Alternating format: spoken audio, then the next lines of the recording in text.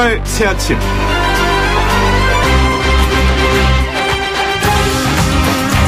그 누가 아무리 자기네 땅이라고 우겨도 독도는 우리 땅, 우리 땅. 네, 그렇습니다. 10월 25일 오늘은 독도의 날입니다. 2000년 8월 민간단체인 독도수호대가 고정희 독도를 울릉도의 부속섬으로 정하는 대한제국 칙령 제42호를 제정한 1900년 10월 25일을 기념하기 위해 만든 날이고요. 독도수호대는 2004년부터 독도의 날을 국가기념일로 제정하기 위한 천만인 서명운동과 2008년 이후 국회 청원활동도 같이 하고 있다고 합니다. 한편 일본 시마네현에서는 2005년부터 다케시마의 날을 제정해 매년 2월 22일에 기념행사를 열고 있기도 하죠. 100일 넘게 노 재팬, 노 아베 운동이 벌어지고 있지만 강제징용을 둘러싼 양측의 간격이 너무 커서 일본과의 외교 갈등이 특별히 해결될 기미가 보이지 않는 현 상황에서 독도의 날이 갖는 의미는 매우 크다 하겠습니다. 과거를 반성할 줄 모르고 역사적 사실을 왜곡해가면서 아직도 이웃나라에 대한 야욕을 포기하지 않는 모렴치한 일본에 대한 최소한의 자발적 국민 저항을 상징하기 때문입니다. YTN 라디오 노영의 출발 새 아침, 우리 영토 독도가 영원하기를 바라며 지금부터 시작하겠습니다.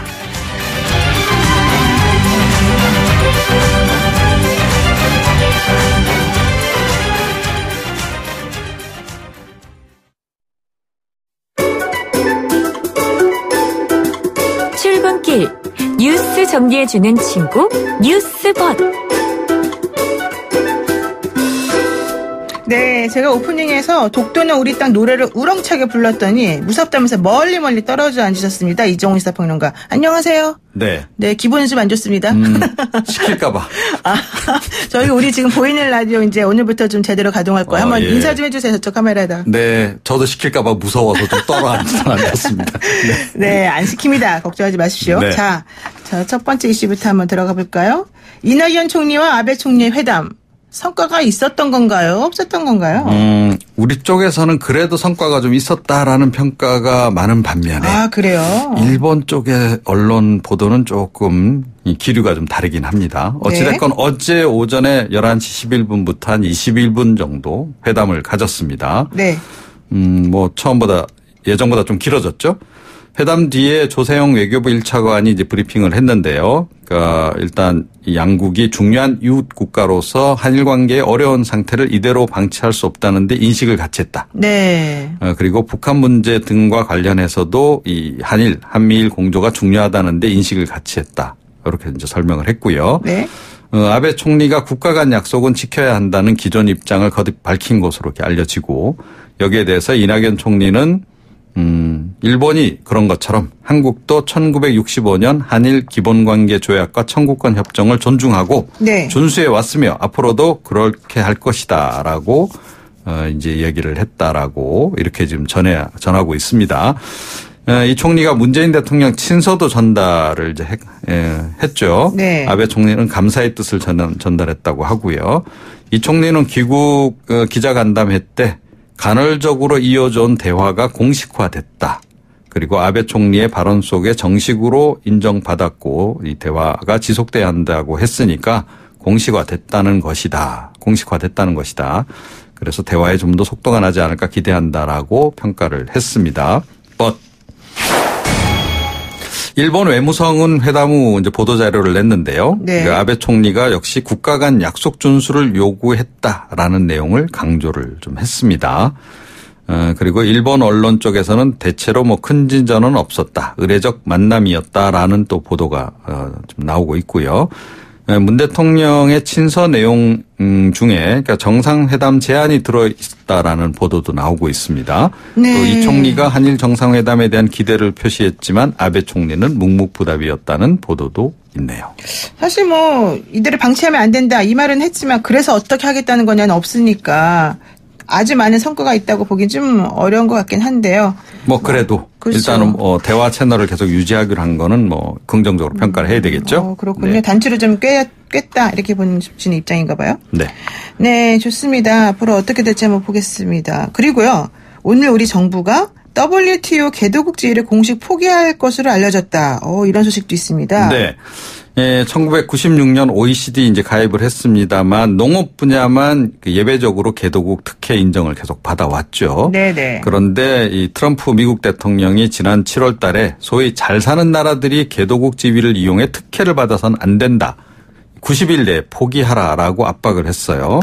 시한이 이제 이달 23일이었는데 이제 지난 상태고. 네.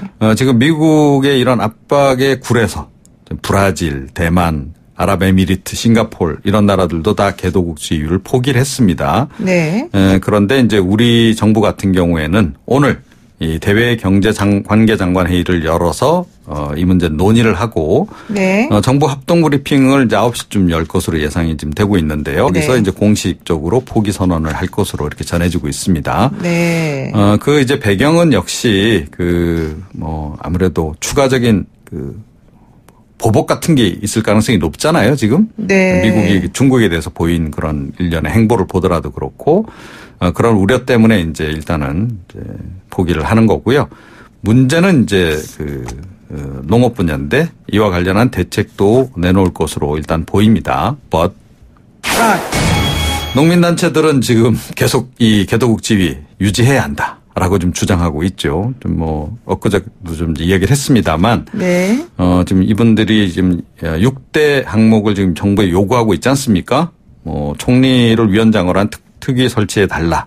농업 예산을 국가 전체 예산에서 4 내지 5%로 증액해 달라. 네. 이런 내용들이 이제 포함이 돼 있는데 오늘 정부가 지금 이와 관련해서 대책을 내놓을 것 같긴 하고 어제 사실은 간담회도 좀 열긴 했어요. 네. 어느 정도나 수용을 할 수 있을지.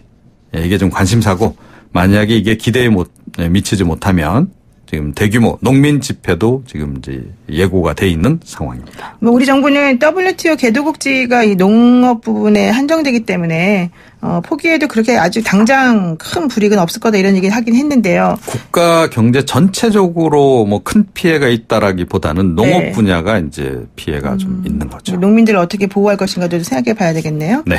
자, 그리고요, 지금 보이는 라디오 우리가 이제 오늘부터 좀 열심히 해보겠다고 하니까 US 정님께서 이종훈 씨 사복 차림 멋져요. 이렇게 또 보내주셨어요. 대답 한번 하시죠. 인사를 하시면서. 네. 제가 좀 오늘 가죽 점퍼를 입었는데요. 좀 나이가 드니까 좀 춥네요. 예, 어쨌든 오늘 아주 수줍은 모습을 보이시면서 또 말씀하셨습니다. 자, 마지막 이슈 하나만 짚고 가겠습니다. 어제 한 대학병원에서 흉기 난동 사고가 또 발생했다. 정말 안타깝습니다. 어제 오전 10시 반께 50대 남성이 이제 서울 노원구의 한 대학병원 진료실에 들어가서 정형외과 전문의와 병원 석고기사에게 흉기를 휘두른 겁니다. 의사 선생님은 이제 흉기를 붙잡았다 손을 이제 많이 다쳤고 말리던 석고기사는 또 팔에 한 10cm 가량 정도 베었대요. 2014년 10월 달에 이 의사 선생님한테 아마 수술을 받았던 모양입니다.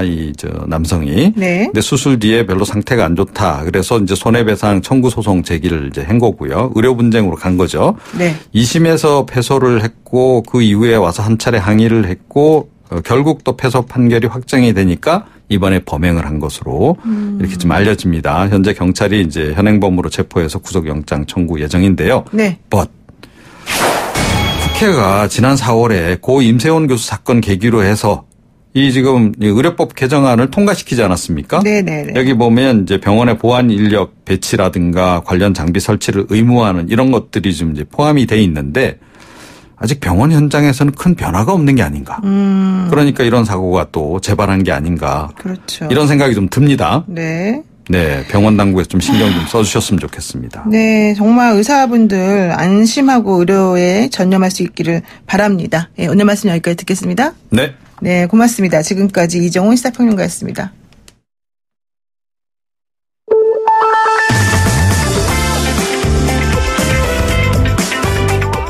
영희와 함께하는 슬기로운 출근길 노영희의 출발 새 아침은 청취자 여러분과 함께 만들어갑니다. 짧은 문자 50원, 긴 문자 100원에 유료 문자 샵 0945, 우물정 0945로 문자 보내주시거나 유튜브 보이는 라디오 댓글창, YTN 라디오 어플리케이션 예스를 통해 여러분의 목소리를 들려주세요. FM 94.5MHz YTN 라디오 노영희의 출발 새 아침 잠시 후 계속됩니다.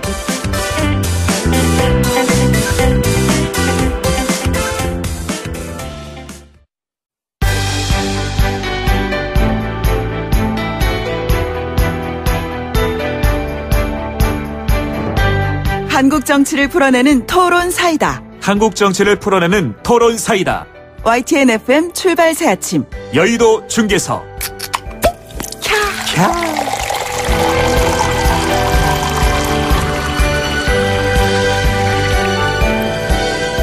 네, 한국 정치를 풀어내는 토론 사이다. 캬, 이 소리 나죠? 여의도 중계석 시간입니다. 여의도 정치 상황을 누구보다 명쾌하게 풀어주실 두 분 나오셨습니다. 더불어민주당의 강병원 의원 나오셨고요. 안녕하세요. 네. 서울 은평구의 강병원 의원입니다. 은평을, 예. 자유한국당의 백승주 의원 나오셨습니다. 안녕하세요. 예, 안녕하십니까. 경상북도 구미의 자유한국당 백승주 의원입니다. 네, 은평을과 구미. 오늘 어떤 토론이 이어질지 한번 보겠습니다. 첫 번째 이슈 들어갈게요. 이낙연 국무총리와 아베 신조 일본 총리가 어제 일본 총리 관저에서 단독 회담을 가졌는데 원래 10분 예상했다가 21분 정도로 이제 2배 늘었다는 거지 않습니까? 이게 경색된 한일 관계를 푸는데 이제 첫 단추가 될 수 있다. 이렇게 보시나요? 아니면은 그냥 뭐 어차피 하나만한 얘기한 거 아니냐 이렇게 보시나요? 어떻게 어느 분부터 우선 여당 의원부터 먼저 얘기해 주실까요? 지금 이제 경색된 한일 관계를 풀어야 된다는 것은 네네. 일본이나 우리나라에서는 똑같다고 생각합니다. 네. 그렇기 때문에 이번에 일왕 즉위식에 이낙연 총리가 직접 가서 그렇죠. 대통령의 친서도 전달하면서 네. 아베 총리와 직접 이렇게 회담도 했는데요. 저는 그래서 어떤 아베 총리가 그런 얘기를 했다고 해요. 상황을 더 이상 방치해서는 안 되고 그렇죠. 대화 지속을 할 필요가 있고 여러 분야의 소통과 교류가 필요하다 이런 말을 했습니다. 그리고 아마 대통령의 친서에도 뭔가 우리 좀 만날 필요가 있다. 정상회담. 예. 이런 부분도 저는 분명히 적시되어 있을 것 같고요. 네. 이낙연 총리께서도 아베 총리에게 그런 의사를 분명히 저는 전달했을 것이라고 봅니다. 네. 그리고 이제 그 징용공 문제에 대해서도 여러 가지 해법들에 대해서도 함께 논의할 수 있는 거 아니냐. 이렇게 해서 경색된 한일 관계를 푸는 거는 저는 좀 이것이 좀 출발이 돼서 뭔가 논의들이 좀 더 있지 않겠나 좀 이렇게 예측을 합니다. 근데 풀기엔 너무 간극이 큰 거 아닌가요? 어떻습니까? 예, 저도 이전에 한번 중국 국방부 장관하고 회담했는데 네. 그때 그 참모들이 그 회담을 준비한 분들이 한 이야기가 뭐 30분 예정돼 있는데 단 5분이나 좀 더 길게 하면 성공한 회담입니다. 이렇게 얘기를 그렇군요. 이 정상회담 큰 회담에서 회담 시간 굉장히 중요한데 뭐 네네. 일단 10분에 예정된 것이 21분으로 된 부분에 대해서는 뭐 저는 긍정적으로 이렇게 평가를 합니다. 조금 이제 대화 내용을 점검해 보면은 여전히 한국과 일본 관계 복원에 있어서 좀 안개가 많이 끼어 있다는 생각이 들고요. 네.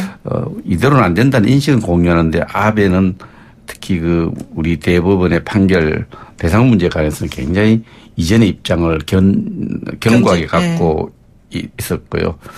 또 어떻게 보면 우회적으로 한일 관계 특히 한미일 관계에 대한 언급하면서 지소미아에 대해서 좀 불편한 마음을 감추지 않았죠. 네. 반면에 우리 이낙연 총리는 한일 정상회담 적극 권유를 하고 또 배상 문제에 대해서 좀 지혜롭게 회담을 통해서 해결해 가자 이런 입장이어서 어쨌든 우리 한일 관계를 위해서 총리와 일본 아베 회담은 저는 굉장히 긍정적으로 평가하고 또 우리 당이 일관되게 주장한 것이 한일 정상회담을 네네. 통한 외교적 담판을 통해서 좀 해결해 주길 바랬는데 우리 정부가 그 부분 수용한 것 같아요. 이때까지 이 분위기에 무슨 정상회담 할 거냐 하라고 하겠느냐 했는데 정상회담을 하라고 우리가 다 요구했는데 네네. 그 부분 어쨌든 안개 낀 출발이죠. 안개 낀 모습은 있지만은 그래도 좋은 시작을 했다 이렇게 봅니다. 그럴 때 긍정적으로 후하게 평가를 하시는데요. 예. 네, 저는 뭐 어쨌든 아까 신중론도 있지 않습니까? 네네. 우리 백승주 의원님도 말씀하셨습니다만 징용 문제는 한국 정부가 풀어야 될 문제라고 얘기를 했고 우리는 우리나라가 대법원 판결을 한 거 아닙니까? 그렇죠. 예. 그리고 국제법적으로 인정되는 문제란 말이에요. 네. 여전히 좀 이렇게 아베 총리가 좀 고집 피우시는 부분이 있는데 저는 이런 부분에서 어쨌든 신중론도 있습니다. 하지만 저는 이 7월 달부터 시작된 일본의 경제 침략에 대응하기 위해서 우리 정부가 기술 독립이라는 거를 주장을 하면서 네. 뭐 추경도 2,700억 편성해서 하고 있고요.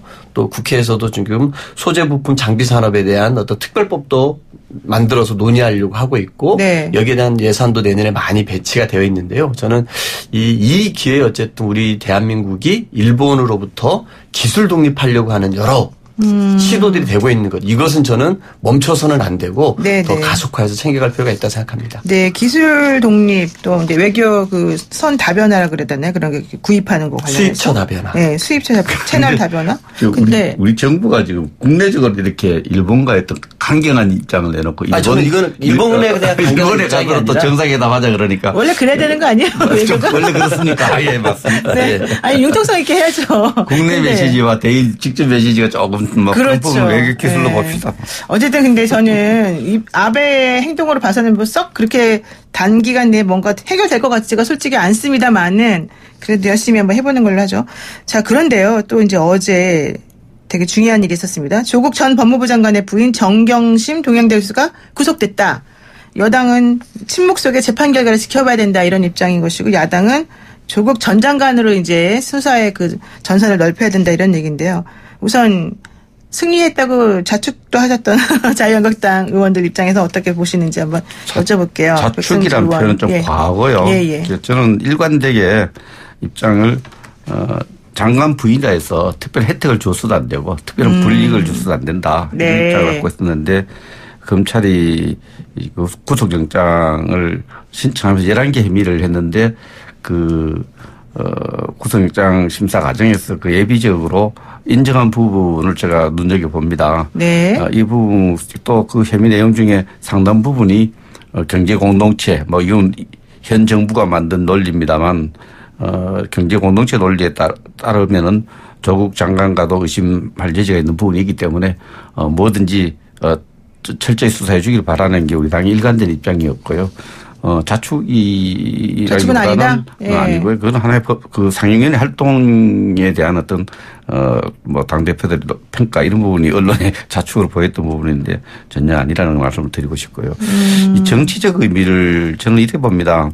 어쨌든 이런 상황이 오게 된 것은 그 법무장관 임명을 할 때 충분히 인사검증이 부족했던 걸 인정하고 또 가족이 여러 가지 이미 기소되어서 조카도 구속되었죠. 동생도 구속 직전에 있죠. 부인도 구속되고 이런 부분에 대해서 이 민주당과 대통령은 국민의 이 분노를 인정해야 됩니다. 분노를 받아들여야 되고 진정성 있는 사과 또 잘못 임명해서 국가가 이렇게 두 동강에서 네 동강으로 분열된 부분에서 포괄적으로 사과하고 참 잘못 임명했다. 이런 생각을 가져야 된다. 이것이 검찰 때문에 이런 일이 벌어졌다. 그래서 검찰 개혁이 됐다. 이런 논리의 비약이라든지 이런 부분은 같이 거기 동조한 우리 민주당 지도자들도 당에다 또 국민에다가 좀 성찰하는 모습. 네네. 이런 모습이 필요한 때가 아닌가 이렇게 생각을 합니다. 분노를 인정해야 되고 포괄적인 사과가 필요하고 특히 민주당 지도자들도 좀 각성을 했으면 좋겠다 이런 얘기신데요. 백승지원의 이런 말씀에 대해서 어떻게 생각하세요? 그러면 조국 전 장관 수사까지도 지금 얘기 나오는 상황에서. 제가 지도부는 아니지만 어쨌든 네. 사과는 못하겠습니다. 시원하게 못해드려서 죄송하고요. 사과 못한다? 저는 어쨌든 법원의 이 구속 결정에 대해서는 존중은 합니다. 네. 하지만 이 검찰이 수사를 통해서 구속영장 청구까지 갔던 이 과정의 행태에 대해서는 저는 검찰의 행태는 비판받아 마땅하고 네. 그로 인해서 검찰 개혁에는 큰 물줄기가 저는 오히려 만들어졌다고 생각이 드는데요. 네. 일단은 피의자 소환조사 한 번 없이 이루어진 전격 기소였습니다. 이건 우리 국민 모두에게 해당할 수 있는 문제고요. 국민의 기본권을 철저하게 짓밟았던 아마 대표적인 검찰의 권력 남용으로 기록될 것입니다. 네. 또 하나는 대대적인 먼지털이 인권침해 수사였습니다. 네. 정말 최순실 국정농단 사건보다 더 많은 검사들 투입하고 더 많은 곳을 네. 압수수색해서 더 많은 기관을 투입해서 표창장 위조 문제, 사모펀드 문제를 대대적으로 먼지털이 인권침해 수사를 했고요. 네네. 이 과정에서 무분별한 피의사실 공표가 있었고 우리 모두가 봤습니다. 검찰만이 알 수 있는 생활기록부라든지 포렌식 자료라든지 네네. 그리고 검사가 직접 전화받았다는 걸 알린다든지 이런 것들이 해줌으로써 피의사실 공표가 얼마나 이 무죄 추정의 원칙을 받고 있는 피의자를 그 직전에 진짜 이 여론 재판으로 망가뜨리는지 봤고요. 또 이 과정에서 대통령 인사권을 부정하는 검찰의 모습이 있었습니다. 그리고 국회 인사청문회 절차까지 무력화시켰던 정치검찰의 모습이 낱낱이 드러났던 이 수사 과정에서의 검찰의 모습에 대해서는 우리 국민 모두가 비판하고 있다. 저는 이렇게 생각합니다. 수사 과정이 문제인 건 맞는데. 저는 생각해요. 직접 조사 없이 기소한 문제라든지 별건 수사가 진행된 부분에서는 반드시 바로잡아야 될 과제라 생각을 하는데요. 네. 왜 이런 비판이 이번 수사에만 우리 민주당이 나를 세우느냐 이거죠. 앞에 저는 제 개인적으로 친했던 이재수 전 기무사령관이 또 모진기를 선택할 때, 변창훈 검사가 모진기를 선택할 때, 또 많은 사람들이 그런 수사 관행에 고통받을 때 그때 민주당이 들고 일어나서 그러면 안 된다. 그렇게 했다면 나는 갈채를 보내고 싶고 그때는 잘한다. 까지나이라도 그냥 그렇게 했단 말이죠. 한 말도 안 하고. 네. 그래서 이 부분은 별건 수사 부분하고 수사의 어떤 잘못된 관행들은 바로 잡아가야죠. 네, 저는 정말 이 계기를 해서 그래서 이제 검찰 개혁들이 화두가 됐고 전 국민 요청을 하고 있고 검찰도 더 이상 이 부분을 버틸 수 없어서 심야 조사를 폐지하고 공개 수사 폐지하고 네. 여러 가지 하고 있지 않습니까? 저는 이게 말로만 되는 게 아니라 실제 이제는 앞으로 진행돼서요. 여야 진영을 떠나가지고 이 검찰 수사 과정에서 철저하게 우리 국민의 기본권이 지켜져야 한다고 생각합니다. 근데 제 질문은 사실은 그 얘기가 아니었고 원래는 조국 전 장관 수사 어떻게 보시냐. 앞으로 그쪽까지 가야 되냐 이거였거든요. 아무도 대답을 안 하시는 거예요. 네. 수사하지 않으면 국민이 영장 더 청구까지. 분노하겠죠. 그럼 해야 되고. 네. 많은 의혹이 가족과 관련돼서 네. 심지어 민주당의 검찰 출신 의원조차도 네. 뇌물 혐의가 농후하니 직접 수사해야 되지 않느냐는 이런 언급할 정도인데 그걸 수사를 하면 여기서 가족인 정영신 교수만 구속 수사하고 수사하지 않는다면은 이 사회 상식상 맞지 않다 이렇게 생각합니다. 그런 네. 부분에서 의혹이 네. 제기되기 때문에 이게 진실이 뭔지를 검찰 철저히 수사하는 것이 수사하고 영장 청구도 해야 그분 됩니까? 수사해야 나오죠. 그럼 몰라요? 의원이 네. 어떻게 보세요? 제가 봐도 검찰은 조국 전 장관에 대한 수사를 멈추지 않을 겁니다. 소환도 할 것이고요. 네네. 또 정경심 교수를 기소할 때 11개 혐의 중에 4개 정도는 조 장관을 염두에 뒀다는 거 아니겠습니까? 네, 그렇죠. 그래서 네. 어차피 또 이 수사의 출발이 조국 전 장관을 낙마시키고 조국 장관을 파멸로 몰아가기 위해서 저는 기획된 수사라고 보기 기획된 때문에 수사다. 예. 조국 장관에 대한 수사는 포기하지 않을 겁니다. 만약에 이 정경심 교수를 기소하고 이제 구속까지 결정이 됐는데요. 네. 정경심 교수가 법무부 장관으로 지명된 사람이었습니까? 인사청문을 한 사람이 아니었습니다. 그렇죠. 예. 검찰이 정말로 조국 장관이 타겟이었다 그러면은 네. 그 수사의 정확한 방향은 대상은 조국 장관이었어야 되고 조국 장관의 구속을 법원에 물어봤어야 되죠. 네. 근데 순서가 바뀐 거 아닙니까? 주변 가족을 다 털어가지고 순서가 바뀌었다. 조국 장관을 낙마시키고 그 주변을 다 털어가지고 조국 장관과의 연관성들을 캐가는 형태의 수사 아닙니까? 네. 저는 그렇기 때문에 수사의 앞뒤는 명확히 뒤집어졌고 네. 이런 의미에서 이 검찰이 철저하게 정치적으로 이 사건을 이용했다고 저는 생각합니다. 근데 강 의원님 말씀드리니까 좀 혼란스러워요. 왜 혼란스러우냐니까. 민주당이 가장 주목하는 젊고 내부 소식 잘 아는 의원님이 네. 기획검사, 네, 기획수사라고 하니까 검찰총장 8월달 임명될 때 민주당이 그렇게 검찰개혁 적임자라고 주장했는데 그분이 수사하는 걸 기획수사라니까 좀 이게 어느 진실이 뭔지가 궁금하고 이건 사실 장관을 지명하고 나서 여러 가지 문제가 제기되어서 우리 당에서 법사위원들이 좀 고발했던 사건 수사는 시작됐던 건데 어쨌든 오늘 깜짝 놀랐습니다. 우리 강 의원님이 검찰 철저하게 낙마시키기 위한 기획수사라고 이렇게 인식하고 있으니까 검찰에 대한 불신이 높은가 봐요. 아니, 왜 그러냐면은요, 제 대검찰청 국감장에서 윤석열 총장이 공정한 수사한다, 원칙대로 수사한다는 얘기를 여러 차례 하는 걸 봤어요. 근데 제가 봐서 이거는 엿장수 마음대로 수사하는 겁니다. 엿장수 마음대로 나왔습니다. 예. 최근에 몇 가지 사례가 있어요. 이문정 검사가 검찰 간부 고발했는데 또 영장 반려했습니다. 네. 뭐라고 얘기하면서 영장을 반려했냐면 명백히 죄가 안 된다. 라면서 영장을 기각했어요. 그렇죠. 예. 아니 이게 검찰은 다 본인들이 사법부예요. 이미 다 죄가 되는지 안 되는지 판단하고 있습니다. 엿장수 맘대로인 거죠. 네. 그다음에 한겨레를 고소했습니다. 네, 한겨레. 언론이 조국 장관 후보자에서 의혹을 제기하면은 조국 장관을 압수수색했지 언론을 네네. 고소하지 않았어요. 네네. 근데 한겨레가 윤중천과 윤석열의 관계에 대해서 언급한 보고서가 있다고 얘기를 했는데 그러면은 윤중천과 윤석열을 수사를 해야 되는 게 검찰의 모습 아닙니까? 근데 오히려 이거는 반대로 언론을 고소를 하고 언론을 수사하고 있습니다.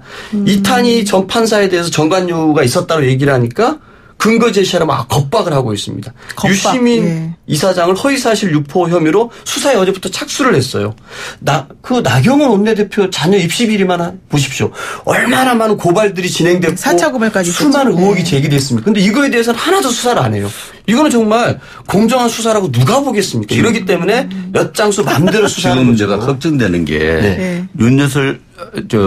윤석열 총장이나 검사들도 이 방송 듣고 있을 수 있거든요. 아, 그러면 듣고 있겠죠. 강병원 의원도 또 허위사실 유포로 조사하려고 하지 않을까. 그러네요. 일단 잠깐 쉬었다가 걱정됩니다. 그 부분을 저도 겁나네요. 잠깐 저희가 일부 저도 잠깐 털면 잘 나올 것 마치면서 같은데. 일부 허위사실 마치면서 유포라고. 일부 마치면서 그 얘기 잠깐 우리끼리 나눠 본 다음에 2부에서 다시 이어서 하겠습니다. 예, 1부 여시고 2부에서 뵙겠습니다. YTN 뉴스 FM 노영의 출발새 아침 2부 시작했습니다. 여의도 중계사 더불어민주당 강병원 의원, 자유한국당의 백승주 의원과 함께하고 있는데요. 저희가 보이는 라디오 지금 켰습니다. 지금 20명 들어와 계세요. 뭐 많지는 않지만 이제부터 시작이니까 여러분 많이 들어와 주시고요. 저희가 그동안에 이걸 안 했기 때문에 사실은 시작이 반이다 해서 원래는 40명 들어온 걸로 생각하고 시작하겠습니다. 네, 지금 쉬는 시간에 중간에 두 분 의원님이 너무 뜨거운 말씀 많이 하셔가지고 백승주 의원님이 특히 강병원 의원님 검찰 잡혀가 이걸 걱정을 많이 해주셔서 저는 제가 변호를 해드리겠다고 말씀드렸습니다. 감사합니다. 여기까지 하고요. 예. 자, 근데 오늘 꼭 우리가 말해야 될 게 있어요. 더불어민주당 표창원 의원이 어제 내년 총선 불출마하겠다. 20대 국회 너무 끔찍하다. 최악이다. 이런 얘기 하지 않았습니까? 이철희 의원도 그 전에 그런 얘기 했었었고요. 두 분 어떻게 보세요? 이거 맞아요? 표창원 의원이 오버하신 겁니까? 어떻습니까? 강병원 의원님 한번 먼저. 예. 참 우리 이철희 의원에 이어서 그 표창원 의원도 그 민심을 외면하는 그리고 정쟁에 매몰되는 이 국회에 대해서 회의감을 느끼고 네. 이제 총선 불출마 선언을 했는데요. 어쨌든 저희 당의 젊은 초선들 더 많은 역할을 해야 될 초선들이 불출마 선언하게 되는 것에 대해서 저로서 좀 가슴이 아픕니다. 그러면서도 한번 저는 왜 그러면은 강병원을 비롯한 많은 또 의원들이 네네네. 남아야만 하는가 네. 이런 얘기를 하고 싶습니다. 이 정치는 뭐 누가 그런 말씀 하셨잖아요. 직업으로서의 소명이라고. 네. 이런 얘기를 했는데 끊임없이 대화와 설득이 필요한 거고 그 과정에서 정말 눈 뜨고 못 볼 그런 과정들도 보면서 또 하는 게 정치입니다. 근데 왜 네. 합니까? 이 과정을 통해서 갈등을 조정하고 중재하고 그러면서 우리 사회를 한 발짝이라도 더 진보의 방향으로 이끌어 가려고 하는 게 정치이고 정치인의 모습이 아닌가 싶습니다. 저는 그렇기 때문에 결국 살아남아야 되고 강해야 되고 그런 과정을 통해서 본인이 이루고자 하는 우리 사회 미래상을 조금 더 앞당기려고 하는 노력이 정치인들의 요구되는 자세가 아닌가 싶습니다. 근데 정치인들 때문에 막 분노가 더 올라간다. 분노 게이지 상승돼. 이런 말 하시는 분들도 계시던데. 예, 저는 이 거대한 담론을 내셔서 20대 국회가 최악이고 여기에 대한 책임을 지겠다. 네. 또 이런 말씀을 하는데 300명 국회의원 중에서 그 초선 의원 두 분이 20대 국회를 책임질 만한 위치에 있었느냐. 본인들은 또 도덕적 네. 모습을 갖추고 있었느냐에 대해서 그렇게 큰 감동은 솔직히 없습니다. 제가 20대 국회에서 가장 제 가슴에 상처로 남아있는 일이 네. 전 대통령 박근혜 대통령 누드화를 국회에 공연한 일이에요. 그 두 분 중에 한 분이 해당되죠. 네. 이런 부분들과 관련해서 동료 초선 의원으로서 아름답게 퇴장하는데 감동이 없다 이런 말씀을 직접 드리기는 그렇지만 제가 만약에 생각하는 퇴장의 모습은 이렇습니다. 대부분 미국에도 유명한 대통령 될 만한 사람 또 외국 총리가 될 만한 의원들도 떠날 때는 대개 가족을 많이 내셔요. 네. 가족과 좀 더 시간을 갖기 위해서 네. 가족을 좀 더 봉사하기 위해서 떠난다고 조용히 퇴장하죠. 그 시대의 모든 국회의 모든 책임을 혼자 안고 떠나는 십자가를 쥐고 떠나는 이런 모습들은 본인을 너무 크게 생각한 게 아니냐. 20대 국회의 책임을 질 만한 위치에 저는 있었던 두 분이라고 생각하지 않습니다. 표창원 의원이 어제 퇴임 내지는 불출마 선언하면서 얘기한 것 중에 하나가 20대 국회가 최악으로 시작이 된 것에 대해서 책임감을 느낀다 이런 얘기한 것에 대해서 지금 백승주 의원님께서 말씀해 주신 건데요. 이건 또 표 의원님 들으면 서운할 수 있는데 20대 국회를 책임질 수 있는 위치에 초선이 갈 수 없어요. 그러니까 너무 오바해서 아닙니다.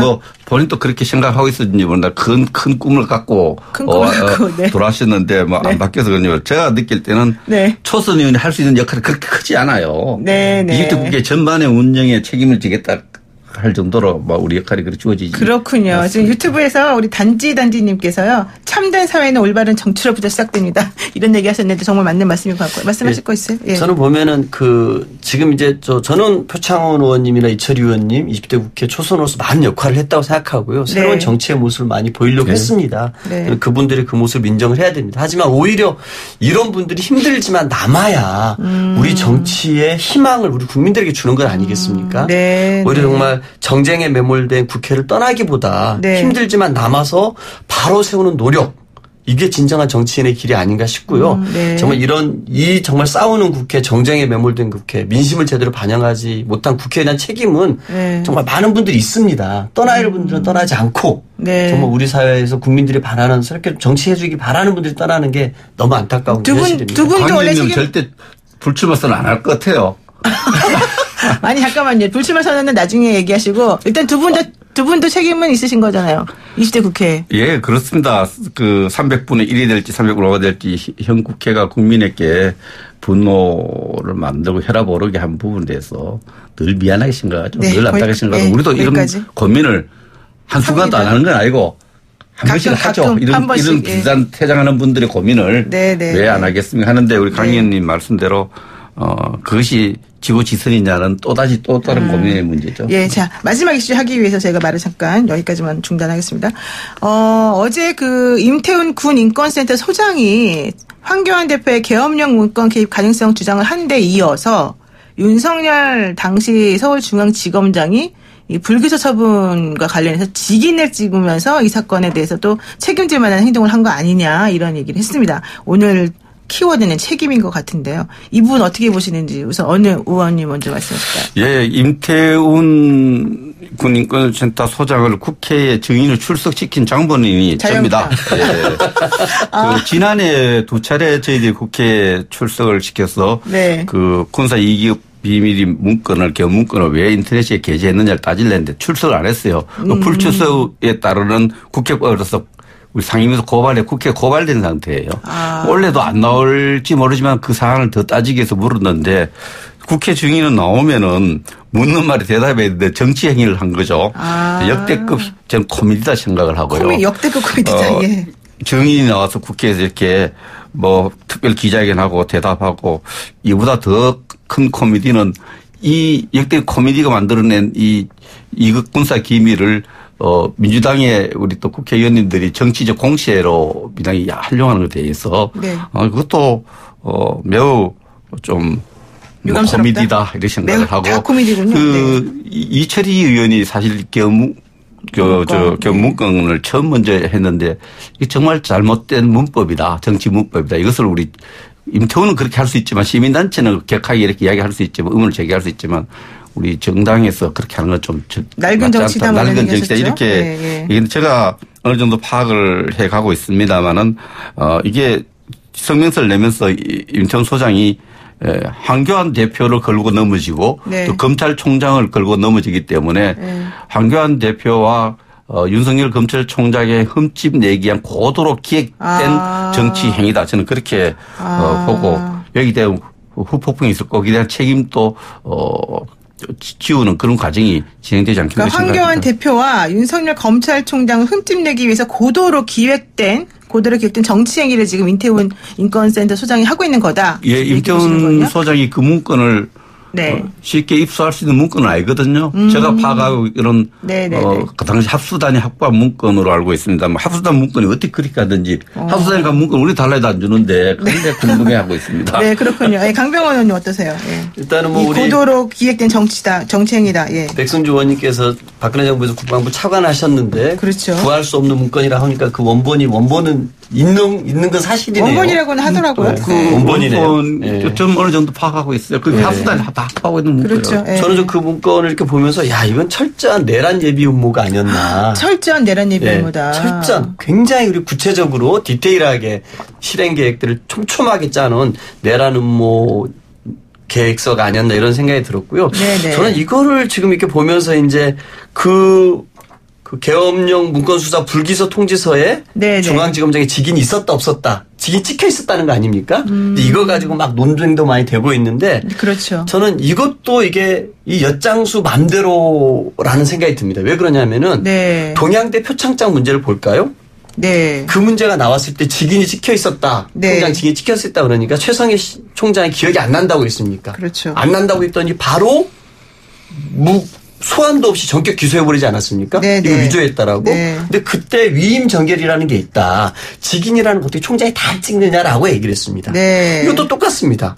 보면은 그 수사단장이 이건 내가 전결로 한 거고 이런 통지서 같은 경우는 전자 시스템으로 그냥 직인 찍혀서 나가는 거라고 얘기를 했습니다. 네. 그래서 이런 거 보면은 어떤 것에 대해서는 정말 광범위하게 압수수색 들어가고 이것에 대해서는 또 다른 잣대로 다 자기네들 주장을 하면은 그대로 다 믿어버리지 않습니까? 이런 것도 보면 엿장수 마음대로 하는 것이 아닌가라는 네. 생각이 들고요. 네. 저는 어쨌든 이 계엄령 문건, 내란 예비 의무 문건에 대해서는 그 한국당에서 임태훈 군인권센터 소장을 고발하지 않았습니까? 네. 그리고 이것에 대해서 우리가 역으로 또 황 대표에 대해서 그 연루 의혹에 대해서 제기를 하고 있습니다. 네네. 검찰이 어떻게 수사하는지 보면은 보이겠죠. 네네네. 그렇습니다. 근데 이 부분은 내가 좀 더 보충, 지난해 15초 안에 하셔야 돼요. 지난해 네. 국정감사를 통해서 5월 10일 대통령이 취임하는 날 등록된 문건을 만드는 과정에서 만들어진 문건을 보이고 5월 10일에 대통령이 취임하는데 내란 문건을 등록한다는 게 있을 수 있는 일입니다. 그래서 전부 무혐의가 됐어요. 네, 한 사람만 네. 거의 문서 작성 기소됐고 네. 검찰이 수사했던 사안입니다. 네. 여기까지 말씀 듣겠습니다. 나머지는 2부의 다음에, 오늘 말고요. 다음에 듣겠습니다. 고맙습니다. 두 분.